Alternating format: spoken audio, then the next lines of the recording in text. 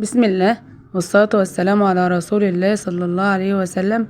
ازيكم حبايب قلبي؟ عاملين ايه؟ يا رب تكونوا بخير وبأفضل حال ان شاء الله. هنعمل معاكم صوابع زينب الجميلة ديت. شايفين من جوه هشة ازاي ومن بره مقرمشة، جميلة جدا هتعجبكم. بس اتبع الخطوات معايا بكل طريقة بكل سهولة هتعمليها.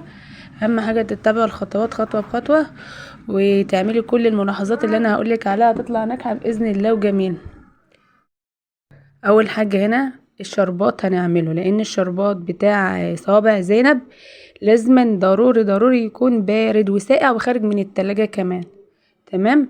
فهتعملي ايه بقى؟ اول حاجة باذن الله هتحطي 3 كوبايات من السكر. تمام. عسل صوابع زينب بيكون تقيل مش خفيف، مش زي شربات البسبوسة. يبقى هنحط 3 كوبايات سكر، عليهم كوباية ونص مية وعصرة ليمون. تمام كده. لو انت عايزاه كمية قليلة عن كده هتحطي كوبايتين سكر وكوباية مية. اهم حاجة المية تبقى نص السكر وعصرة ليمونة، وهترفعيه على نار متوسطة يغلي. تمام. احنا حطينا هنا ايه كوباية مية اهي، هنحطها سخنة عشان يتعمل معايا بسرعة. يعني ممكن تحطيها باردة عادي زي ما انت عايزة. يبقى حطينا هنا كوباية ونص ايه من المية. تمام كده. وعصرة ليمون. ممكن لو عندك ملح ليمون تستغنى عن عصرة الليمونة وتحطي ملح الليمون، بس هي عصرة الليمونة جميلة ومتخلوش يسكر. هنا رفعناه على نار متوسطة. اول ما يغلي احسبي له 5 دقايق من بعد الغليان واطفي عليه. تمام. وسيبيه يبرد خالص خالص، وبعد كده حطيه جوه التلاجة. عجينة صوابع زينب بقى سهلة جدا وبسيطة، بس يعني ايه اتبع الخطوات خطوة بخطوة. عندنا هنا كوبايتين من الدقيق. تمام. وعندنا هنا نص كوباية من دقيق السميد اللي هو دقيق البسبوسة. اهم حاجة يبقى ناعم زي ما انت شايفة كده. انعم دقيق في السوبر ماركت او عند العطار هاتيه. تمام. بيبقى عامل زي حبات الرمل كده، لان كل ما يكون ناعم كل ما يدي لصوابع زينب نتيجة افضل. وعندنا هنا معلقتين من السكر بيساعد ان هي تدي لون لصوابع زينب. تمام. بس ما تكترش لان احنا عندنا شربات. تمام. بتدي لصوابع زينب لون حلو يعني. تمام كده. وهنحط شعرة ملح بسيطة خالص بتوزن الطعم. احنا اتفقنا ان شعرة الملح ديت بتظبط اي طعم حلويات شرقية. تمام. بتقلبها كويس كده بقى، بتقلبي المكونات مع بعضها جامد وتخلطها مع بعض. تمام كده حبيبة قلبي. يلا اذكري الله وقولي لا اله الا الله، لا حول ولا قوة الا بالله العلي العظيم. الا بذكر الله تطمئن القلوب. هي قرصة ملح كده بين ايدينا وتقلبها معاها كويس قوي.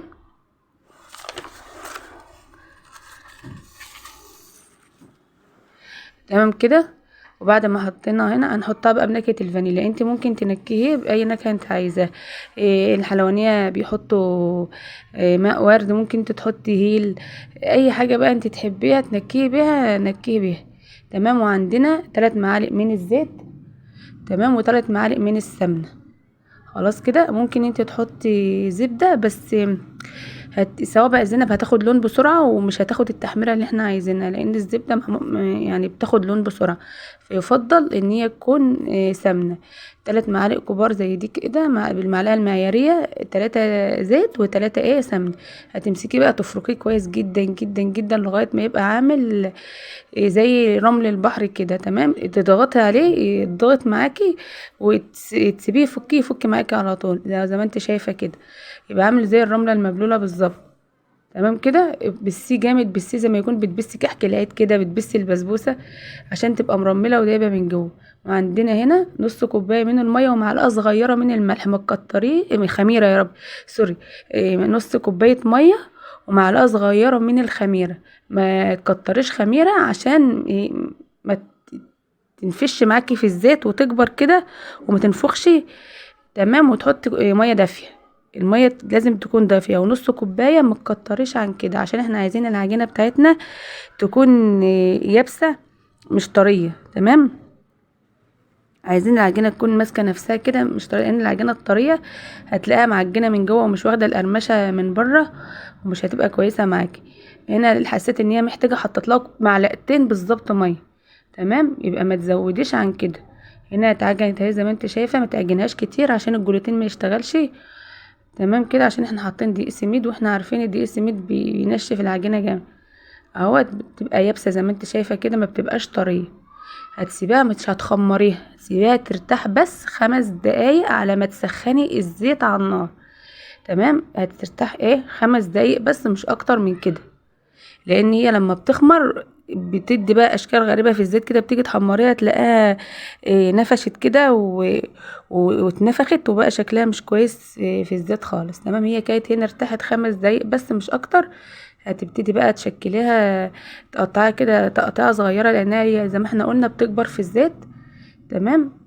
ولما بتكبر في الزيت كده بيبقى شكلها مش كويس، احنا عايزينها زي بتاعه الحلواني بالظبط. وعندنا هنا ديت بتاعه طباعه الكعك، هي دي اللي بتدي الشكل بتاع صوابع زينب بتاع بره بالظبط. تاخد القطعه كده وتفردها عليها وتبرمها زي ما انا برمتها كده، وتقفليها كويس قوي قوي زي ما انا قفلتها كده، لانها بتفتح في الزيت. تمام. لو ما قفلتهاش كويس هتفتح معاكي في الزيت. اعملي اللي انا بقولك عليه، هتاخدي احسن نتيجه لصوابع زينب باذن الله. عندك هنا برضو ممكن لو انت ما عندكيش طبعة الكحك دي، عندك المصفى ديت ممكن تشكلي عليها. انت لو بصيتي حواليكي هتلاقي حاجات كتير. المصفى ديت ممكن المصفى الالومنيا اللي احنا بنصفي عليها الطماطم بس، يعني هي مش هتدي شكل واضح قوي زي ده، بس ما توقفيش نفسك على حاجة، يعني المتاح عندك اعمليه زي ما احنا اتفقنا. هي تيدت شكل بسيط كده، نقرشة بسيطة بس، اي حاجة عندك اعمليها بس اقرب شكل ده. هي مش غالية وموجودة عند الادوات المنزلية بحوالي 6 جنيه باين او 7 جنيه، مش عارفة سعرها اوي، انا جايباها من زمان. وممكن تعملها على المبشرة دي، هتديك الشكل ده برضو، الشكل ده. فانت ما توقفيش نفسك على حاجة. تمام. هنبتدي بقى نشكلها زي ما احنا شايفين كده، والزيت زي ما احنا قلنا بيسخن على النار. تمام. الزيت يسخن على نار متوسطة كده. خلاص. وعلى ما الزيت يسخن نكون احنا شكلناها. ما تسيبهاش تختمر بعد التشكيل. تمام. العجينة لو اتخمرت بعد ما تشكليها وسبتها فترة، هتلاقيها كده نفخت في الزيت وبقى شكلها مش حلو خالص، وهتفتح منك على طول. تمام. اهو زي ما انت شايفة، وبسرعة كده، وخليكي حركة ايدك سريعة وشكلها بسرعة. انا بوريكي كذا واحدة انا بشكلها ازاي، بتعملها على ايدك كده وتقومي حطها على البتاع دي، وتقفلي دي كويس جدا. بقولك عشان ما تفتحش معاكي في الزيت. عندنا الزيت هنا ساخن على النار اهوت. بتحطي شوفي الفقاقيع اللي حوالين الصابع زينب دي دليل ان الزيت سخن معانا، وفي نفس الوقت مش حامي قوي قوي ان هو يحرق صوابع زينب. تمام. يكون سخن بس مش حامي قوي ان هو لدرجه ان صوابع زينب تاخد لون بسرعه من قبل ما تستوي من جوه. تمام.